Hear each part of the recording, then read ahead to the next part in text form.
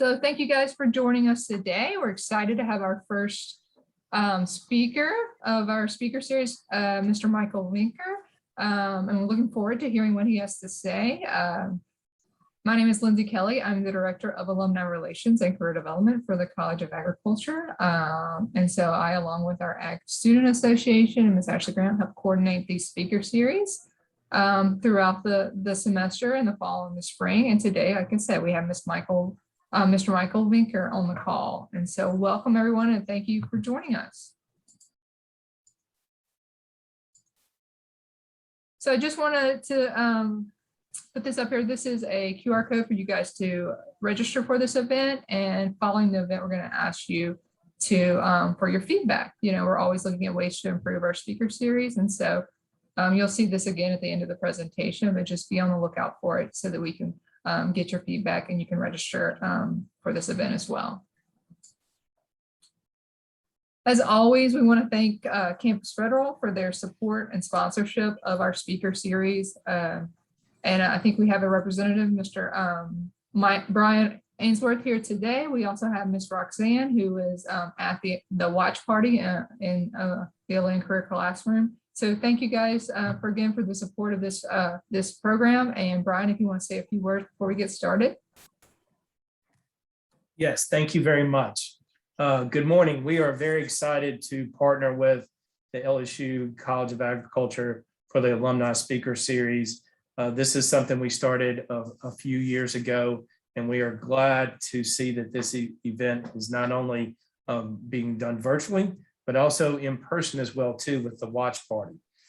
Campus Federal has been serving the needs of the LSU community since 1934. And in fact, I would say 3 of our founding board members are from the College of Agriculture. So we are very glad to be a partner and very proud of that. I get that background as well too. If there is something that we can do to help students with their financial needs, preparing to graduate to get to that next step, going into the workplace or into a professional program, please by all means let us know. That is what we're here to do. We have 2 on-campus locations as well as 4 ATMs, and we have services available worldwide. So again, we are committed to being part of this program moving forward, and lots of good things, and look forward to hearing from our speaker today. So have a great day. Thank you, Brian. And I wanted to also recognize our Ag Student Association. This speaker series is coordinated by our Ag Student Association, like I said, and today we have our president, Kayla Benton, is going to on the call to say a few words, but on the screen are our officers for our Ag Students Association. So I encourage you students to get involved with our Ag Student Association, and I'm sure Kayla will express that encouragement as well. Kayla?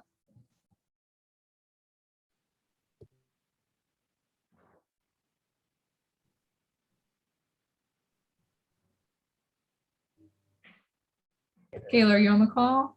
Oh, there we go. There we go. Well, okay. Sorry we were muted. Let me start that over. Hi, everyone on the Zoom and everyone in person.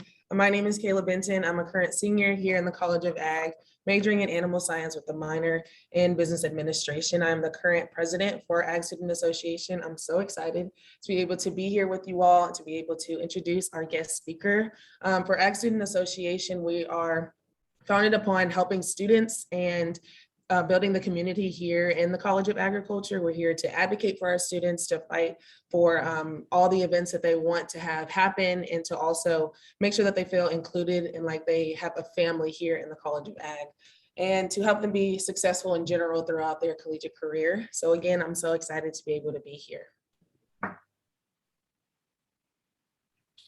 Thank you, Kayla. And so I'll now have you introduce our speaker for our September speaker series.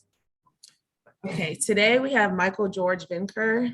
He's an LSU graduate in agriculture, business, and economics, and he graduated in 1978. Michael Venker retired in 2012 from Cargill Incorporated, a privately held US-based agriculture and food processing company founded in 1865 in Iowa.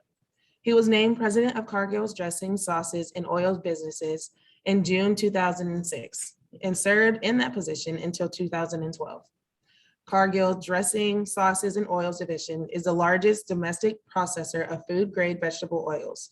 Venker also served as a chairman of the Institute of Edible Oils, a U.S. industry nonprofit during this time. During Venker's career, he held the position of President Cargill Salt from 2003 to 2006 in St. Clair, Michigan. And at the time, he was also a chairman of the Salt Institute, a U.S. industry nonprofit. From 1993 to 1998, Venker was president and general manager of Richland Sales, a Cargill fruit business in Fresno, California. Venker joined Cargill's oilseed business as a merchandising manager when Cargill acquired Ralston Purina's oilseed processing plants in 1986. He held various merchandising and management responsibilities with the company's oilseeds operations in Iowa Falls, Iowa. Des Moines, sorry, I can't say that city, Iowa, and Sydney, Ohio, until 1990, when he was named general manager of Cargill's oilseeds processing plant in Gainesville, Georgia. He was hired by Ralston Purina in 1979 as a commodity buyer in their largest U.S. feed mill located in Fort Worth, Texas. Venker started his agribusiness career as an agricultural economist at LSU under Dr. Harlan Traylor in 1978. Upon the recommendation of Dr. Traylor, Venker was hired to contribute to a national grain flow study under Dr. Lowell Hill at the University of Illinois in 1979. Venker completed the final study researching imported grain quality at Tilbury Grain Terminal in England. And now for our speaker, Mr. Venker. All right, thank you, Kayla, for the introduction. I appreciate that. You can see I'm using the old chalkboard. That's really how we used to do it back in the 70s, chalkboard. And I'm very proud of being a graduate of LSU, especially the College of Economics and Business. So next slide, please. So I put down my career progression because I wanted to give everybody the feel like we're all starting from being, in a small world, doing chores around the house or the home or doing odd jobs. I started as a lawn and garden worker, mowing grasses. I caddied. I was a florist delivery person in high school. And what my comment is, all these jobs, even if you think they're insignificant, they're teaching you something about yourself. They're teaching you something about life, and they're very important, almost as important as when you advance your career and do other things. The next step is LSU gave me the opportunity to be an agriculture economist. Dr. Traylor had a grain flow survey for the state of Louisiana he needed to have done. And he picked me out and said, "Can you do this this summer?" And I traveled all around the state of Louisiana doing the grain flow survey, which led to the job at the University of Illinois. I started as just a commodity buyer. You're learning the business. You don't know anything. You started in commodity merchandising. My agricultural economics, especially futures trading at LSU, was very valuable for me. Then I went on to become a plant manager, and then that led to different jobs in the company. And so you can see my entire life, I've done a lot of different things, from fruit to salt to oils to a lot of different things. And so I think that my background really helped prepare me to be a manager of a lot of different things and be successful. Next slide, please. So insights from college. I had to really go back and meditate on what are some of the insights in watching my children. I have two children. Well, one's 40 and one's 30, but I watched them go through college and kind of gave them some advice. But what helped me through college was to commit yourself to learning as much as you can. back in the day, one of my proud things was I think maybe I missed one class in 4 years of LSU. So I was committed. Ask questions to help your understanding. I mean, I constantly was confused. I mean, every day we're being confused and learning new things, and professors talk in different languages and have different reference points. And just by asking more questions to gain understanding, it helped me get better grades because I got some really good feedback from professors when I would ask questions. Care about your professors and talk to them. They have so much knowledge and wisdom and life experiences. They're just untapped resource. Sometimes you think you make some time for them. They're really valuable. And Dr. Traylor and Dr. Lowhill at the University of Illinois, during my later years, I really tapped into their knowledge. Learn from your peers, both good and bad. Don't compare yourself to people. Some things you'll be better at, some things you'll be worse at, but try to learn from everybody. And then I think the experience teams and social activities, because as you go in your career, the most complex things you're going to run into are cultural issues, people issues, interpersonal skills with teams. It's just so critical that you experience those in your entire life. And many of you probably already have experienced those, but those are all great activities for working for your workaday world. Next slide. My keys to success. I had to try to simplify it and I went to my early years of why I think, Dr. Traylor gave me that opportunity, Dr. Hill gave me that opportunity, and why I kept getting promoted through my career is I felt like I always delivered more than expected. I kept my commitments and I lived with integrity, never lying, cheating, stealing, always, trying to be transparent and take the consequences, whatever they may be. I also, while I was I could be very aggressive sometimes in getting the job done. I always tried to be humble in my service and leadership. And humility doesn't have to be that you're just a rug for people to walk on. It's just that they know you respect their point of view. They know you're trying to serve, and you have everyone's best interest. That type of leadership, that you're willing to be self-sacrificing sometimes for the team.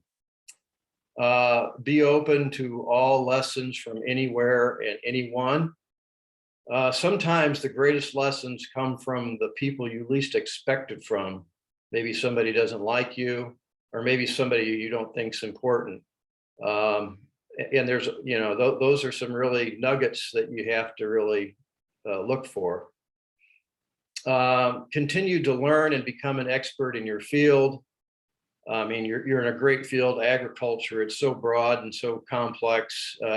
I know everybody's specializing in different things, but be proud of what you're good at and keep learning about it, because technology, as you know, continues to change. The world continues to change, and you're going to become the expert. So that's fun. So, okay, next slide. So the wonderful world of agriculture, I just, when I started looking at the LSU Ag website and all the students and what everybody's doing and the expanse into environmental economics and environmental issues, I just really am very impressed. And it's so much fun to think about my career. And the point is, you have global economics tied to nature and cultures. I mean, how fabulous is that? Tied to the seasons, global warming, tied to different cultures and how they trade and everything, what they like to eat.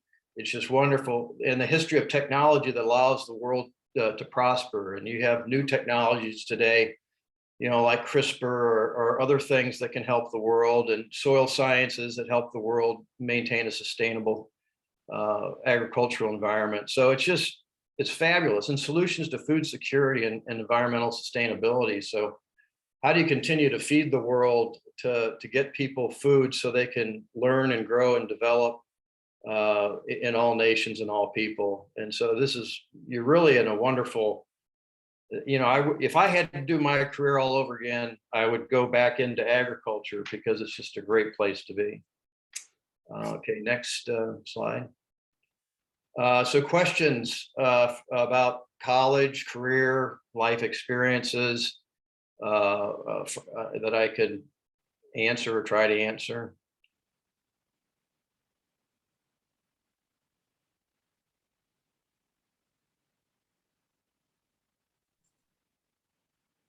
And for those of y'all on Zoom, feel free to put your questions in the chat as well.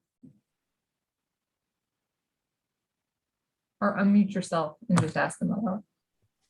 Hey, Lindsay, we have one in the classroom here. Eden, can you try to say it as loud as possible and we'll see if it comes through?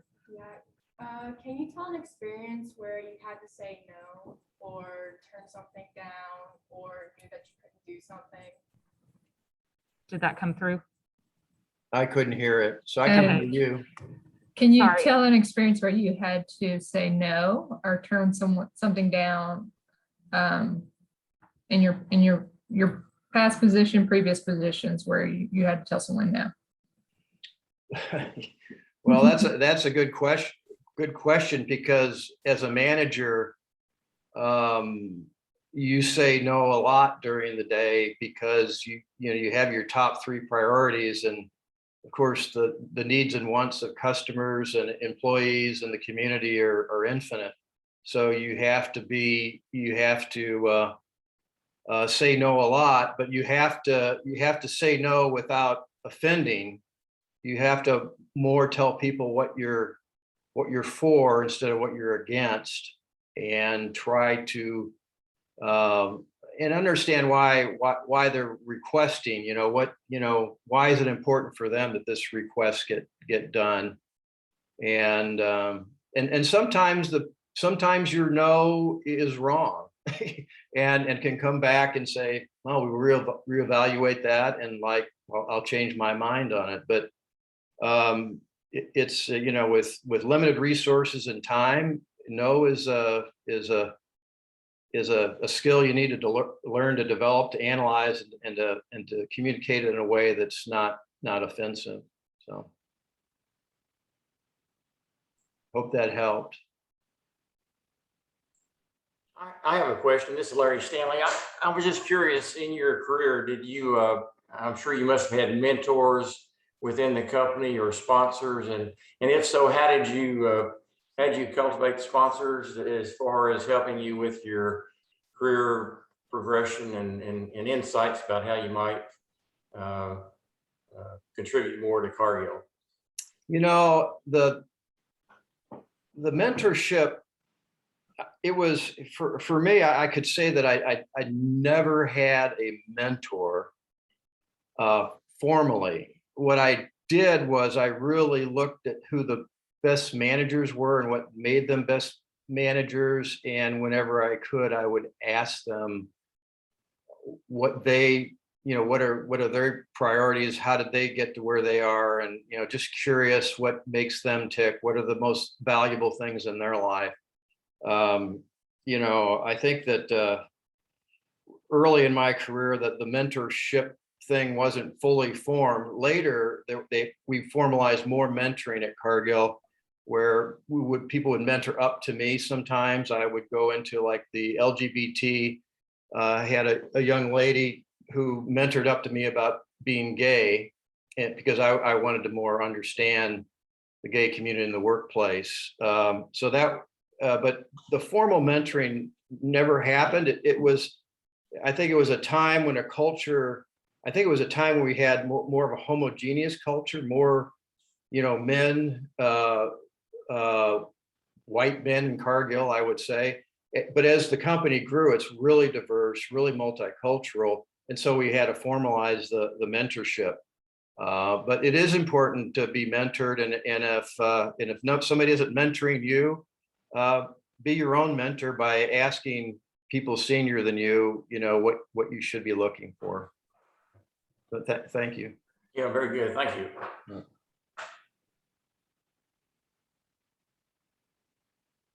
I think we have another in-class question, so I'm going to have them come up. So what would you say was like the most challenging thing for you to overcome in your career, and like how did you do that? Ooh, boy, I have to think about that. I think the most challenging part in my career was letting people go and firing people, and doing it respectfully and with compassion. It's a very tough thing to do. You're trying to develop a team that's a high performance team, and they're all good people, but they don't match what you want on your team to achieve what you want to achieve. And really, so learning, you can read all about selecting and deselecting people. Deselecting is the toughest part, and it takes thoughtfulness. It takes care. It takes good mental health. It takes a lot of things. So that's the hardest skill to have. If I went back into the workplace today, that would still be very difficult for me, because I tend to like people and I'm an optimistic person, and I don't like to leave people go, but sometimes it's best. Like I had a boss who said, Mike, your job is for the success and sustainability of the organization, not for the success and the sustainability of the individual. And my greatest lesson through this was, usually when I let people go and they went somewhere else, they did fine. They did better than they would have done working for me. So there is life after being let go. And so that was my greatest lesson in difficulty. Thanks for the question. That was a hard question.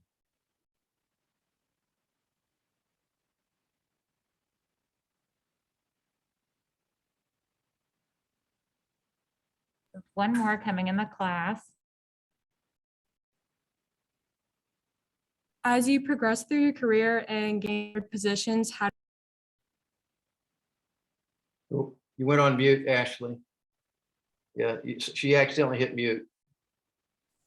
All right, try one more time. As you progress through your career and gain better positions, how did you learn to better advocate for yourself? Wow, geez. Okay. I wasn't a big self-promoter. I always thought that I liked my work to show itself. I think with Ralston Purina, in my transition to I was not a star at Ralston Purina, and really they didn't appreciate my full capabilities for various reasons. And part of it was me, is that I thought that my bosses and my work would speak for itself. As I went into Cargill, I was acquired, and I think Cargill had some skin in the game to try to integrate the Ralston people. And so they were a little bit more helpful with me. But I also learned when I went in, I made a promise to myself when I started working for Cargill that I wasn't going to make the same mistakes I made at Ralston, that I would be more vocal about my opinions and what I thought I wanted to do and why I wanted to do it, and that I would not be intimidated. So I became more vocal on conference calls, on emails, and I just tried to do more selling of what I was doing and why I was doing it, because a lot of times what you do is unseen because there's so much going on. So that's a great question. And, I'm still not a big self-promoter, but you do have to advertise a little bit that you've done something good, even in your own household. So a great question.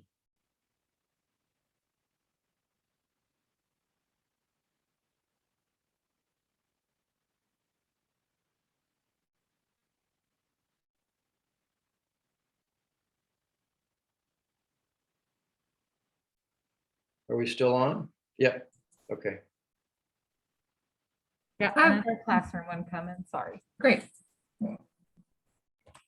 Good afternoon. My question was, how do you measure success in your career, or just in throughout the entire length of your career? How do you measure success and make sure that you continue to progress in your career? I would say after all I've been through, I would measure success, the amount of positive, loving, respectful relationships you have in your life, both in your family, both at work or former workmates, whatever you do. I think that, the end does not justify the means. I think great goals and aspirational goals are important, and we should strive for excellence in everything. And we need to make tough decisions and all that. But how we do it, the way we do it, has to be with compassion, understanding, in order to help people have better relationships with each other, even if the relationship is broken and ends on bad terms. At least they'll know that you did that. So it's successful relationships. I mean, I'm thrilled.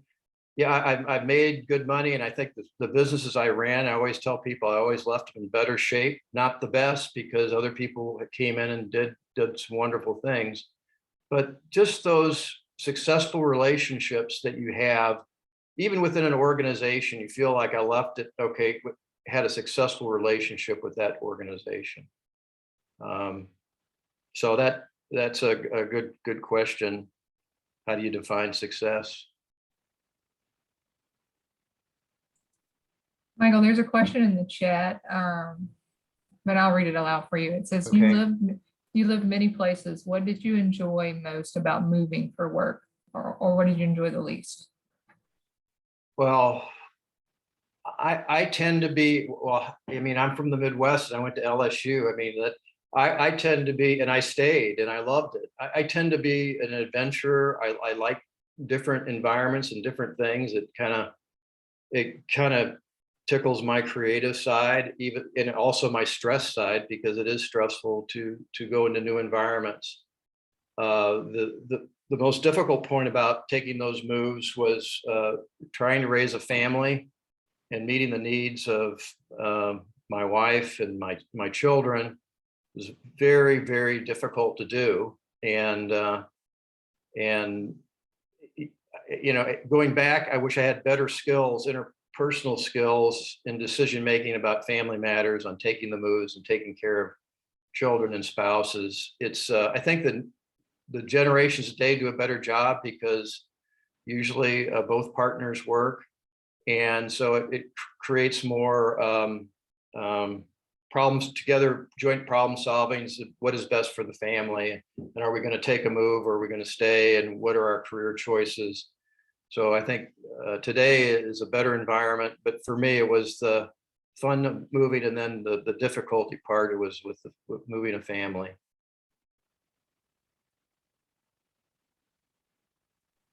Hello. My question was, from your experiences, what are some of the best tips you can give to be a great leader throughout like your college career, and even throughout your time?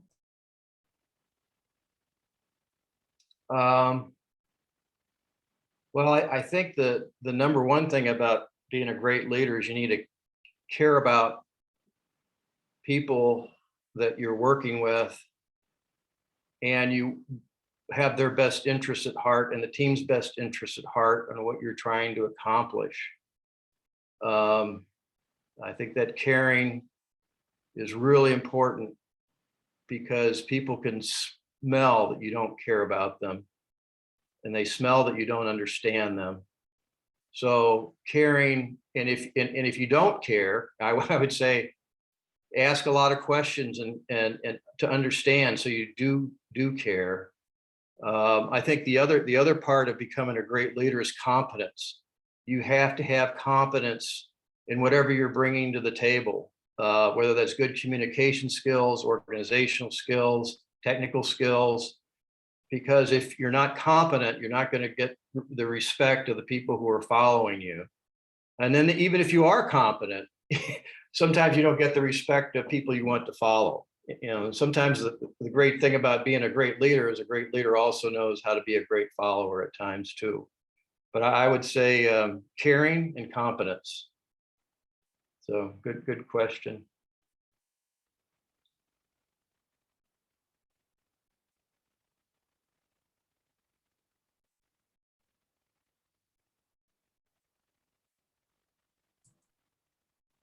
Okay, do we have any other questions from the class, Ms. Grant? Or anyone from our Zoom audience? I think there was one in the chat, Lindsay. Did I miss it? I grabbed the one in the chat earlier.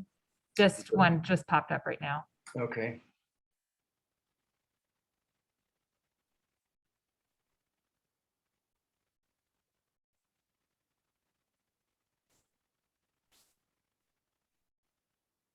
I'm not seeing it.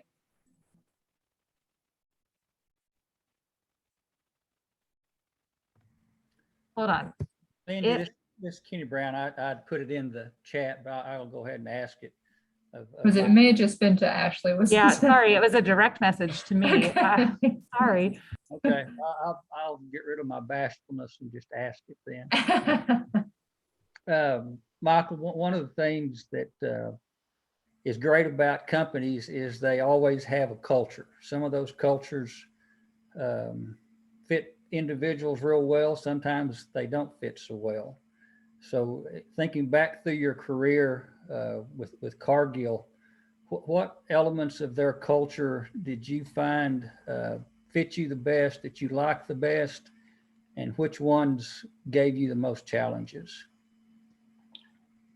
Yeah, I've been very fortunate in life to choose a good life partner with my wife, and I was very fortunate to go to work for Cargill. I think what I loved about the company is it's their emphasis on integrity. You know, our word is our bond, as Will Cargill in 1865, you know, talked about. It's a Scottish family, the Cargill and Macmillans, and so really integrity was key to that company. I worked for them for 35 years, and I was never asked to lie, cheat, steal. You know, it was always like, we're going to do the right thing. We're going to obey all the laws. We're going to do the right thing. And they would reinforce it all the time. So I found that comforting, that I could sleep at night knowing that I wasn't compromised. I would never be compromised. And that really is comforting for me, because I'm not a deceptive type person. So I think that was a great fit for me. I think when the other part of the cultures that is difficult for me was one of their key criteria is you had to be a good risk manager, managing the risk of a business, managing the risk of markets, managing the risk of supply chains. And I think that over time, as they became larger and larger with better risk managers, it got a little bit too bureaucratic at the end. The values were still there, the company was still there, but the amount of bureaucracy they put on the managers got in the way of being a good risk manager. So I think that today, I think since I've left, they've kind of righted that ship a little bit more. But one of the lessons of, as people go into corporations, you'll see that there's always trends. And one big trend is that everybody wants to centralize power. And then all of a sudden they say, oh, we can't handle it all. So they decentralize power. You know, every 10 or 15 years, Cargill is centralizing power, decentralizing power. And I think all companies do that because you get different managers with different ideas, and trying to optimize the whole it can be very difficult. So, but anyway, try to find a company that fits your values and that you feel comfortable in. I got to brag on Cargill. I mean, they're about obeying all the laws of all countries. You know, back in the 80s, they started diversity training, which LSU is doing today. You know, they started that in the 90s. Well, let's see, no, in the 80s, because you know, I was the first group where we had a substantial amount of women merchants in the ag area, which was groundbreaking. So I think they were always a family company that tried to be on the cutting edge because they could. They don't answer to the stockholders. They just answer to their family members. So it was a nice deal for everybody. But you know, thank you for the question.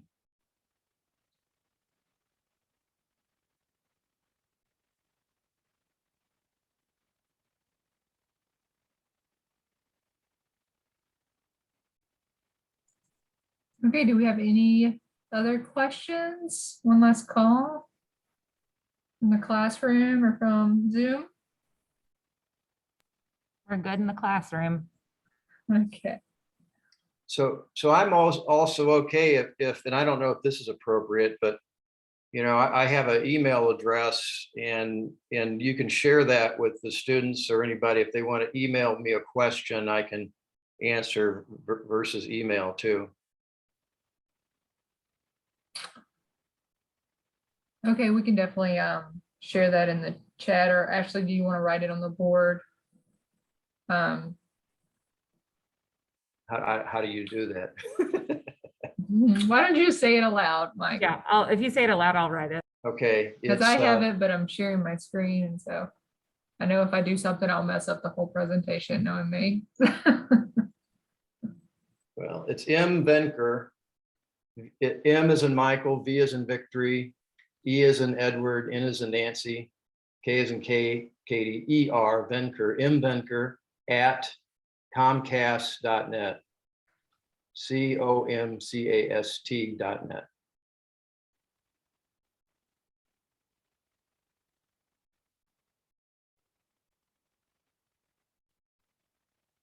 Yeah, if y'all, I just put it in the chat as well. If y'all do have any questions, feel free. He's graciously sent his email address to send an email. Yeah, that's right. To Mr. Venker. Well, thank you again, Michael, for presenting to our students today. Some great nuggets from your presentation that I actually gathered, and I know our students did as well. I was also very impressed with our students' questions, and so yeah, they were good. Way to go, students. Again, we really appreciate you taking time to visit. Yeah, enjoyed it today, and you know, please let us know when you're back on campus so we can host you in person as well. And so yes, I will. I'm going to be paying you a visit sometime this year. So okay, good. All right. And for our students, don't forget to register for the class that you attend today, and also share your feedback. And you can do that by utilizing the QR code on the screen. Wanted to remind you that these are our speakers that are coming up for the next couple of months. In October, we have Dr. Melissa Siebert, who's an entomologist for Cordova Agriscience, and then we have Teresa Thomas, who's the founder of Crazy Plant Bay in New Orleans. And so we have some great speakers coming up. Dr. Siebert's will be virtual, similar setup as today's speaker. However, Teresa's, Ms. Thomas's, will be in person. So we're excited to have those speakers coming up. So mark the calendars and we will see you there. Lastly, I just wanted to remind you about our Ag Breakfast Club. We had our diversity breakfast this morning, but these are the ones coming up. So on September 24th, we'll have a breakfast club highlighting our veterans in the College of Agriculture. And then on October 1st, we will have our first generation college students breakfast clubs. Anyone is invited to these breakfasts. But please register to attend. Again, you'll get a free breakfast, and there's some great information provided, and it's a great networking opportunity for our students. And I think that's it for our speaker series today. Again, we appreciate everyone joining us. We hope you all found this very as beneficial as I did, and we look forward to seeing you at our next series. Thank you, Michael. Yeah, thank you. Go Tigers. Go Tigers. Go Tigers, yes.